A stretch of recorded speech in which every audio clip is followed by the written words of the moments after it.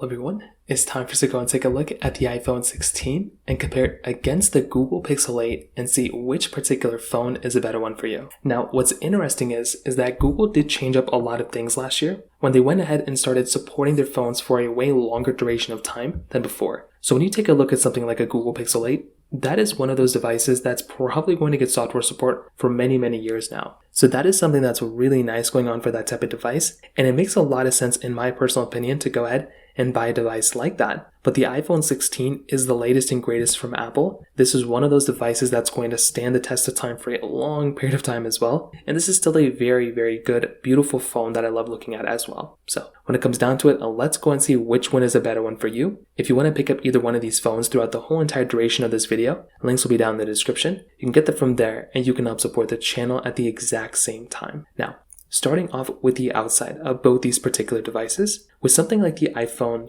16 and the Pixel 8, they are a little bit different when it kind of comes down to it. The Google Pixel 8, which came out last year on the front side, has a 6.2-inch OLED display. And I will still tell you it's still a very good looking display, right? I think if you're going to go through and pick up a device, this thing looks very beautiful. I think it's a very good looking device too, which still is very cool. It's not perfect though, but you still get 2000 nits of brightness on it. You're still getting a device that, is fairly bright 120 Hz display, and I do think it's a good looking display as well. So it may not be perfect, but I think it gets the job done, and I genuinely don't have that much to complain about here when it comes down to this type of device. Now, on top of that, when it comes down to basically the iPhone 16, this particular phone is giving you a 6.1-inch Super Retina XDR OLED display. So this particular panel is a little bit different. So this one is, a little bit smaller. You're getting the same type of brightness, so 2000 nits of brightness. However, you are getting a dynamic island on this thing, which can be kind of unfortunate depending on how you're looking at it. It's a little bit of a bigger hole punch than something like the iPhone,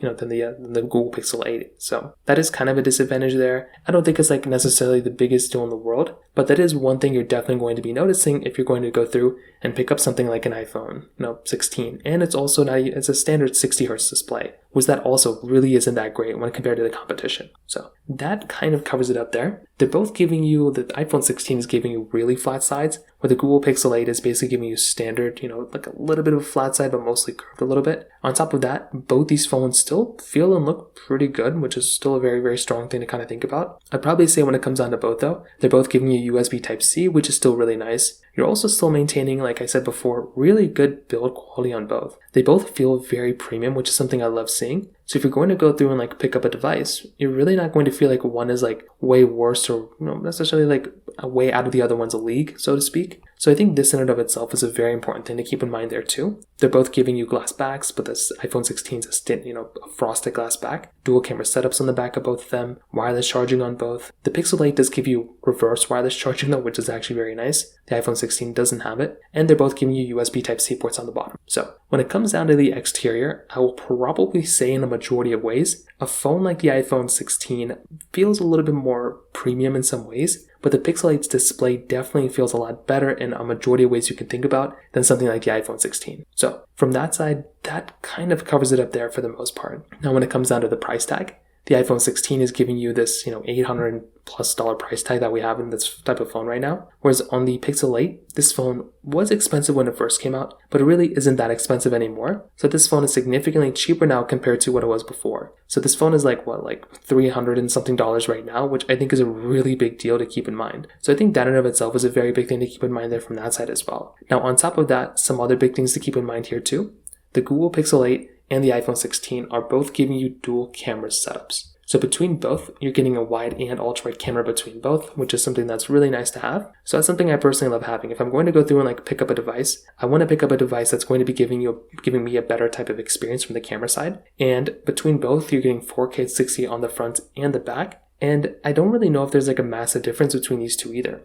Really, the only thing I can even kind of think of is that with something like the Pixel 8, this one is giving you an ultra-wide camera setup on the front side, where the iPhone 16 is basically giving you just a standard wide-angle lens. So that right there is a big thing, but I think between both, if you're going to go through and pick up a device, you're going to be getting a pretty good experience between both. Within social media applications though, this has always been this, not necessarily the strong suit of something like, a Pixel 8. So, but I feel like they've been getting better and better over time. I think that's a super big thing to keep in mind. But as of right now, that's kind of what we're seeing when we're comparing these two devices from that side. So in terms of that kind of covers it up there for the most part. Now on top of that, another very big thing to keep in mind here is the fact that between both these devices, they're both going to be giving you software support for a long period of time. So I think that's a very, very big thing to keep in mind. If you're going to go through and if you're going to pick up a device, you're going to be getting a very long supported device on both, which I think is really nice. So, that might not be the best thing in the world, but you're still going to be getting a phone on both that's going to be supported for a long duration of time, which is great. But the iPhone 16 is probably going to be the one that I can kind of imagine that's going to be probably the longer lasting one in a majority of ways. So if you are wanting a device that's going to be the longer lasting one, it probably is going to be something like an iPhone 16, just because that one just came out. But the Pixel 8 is still giving you like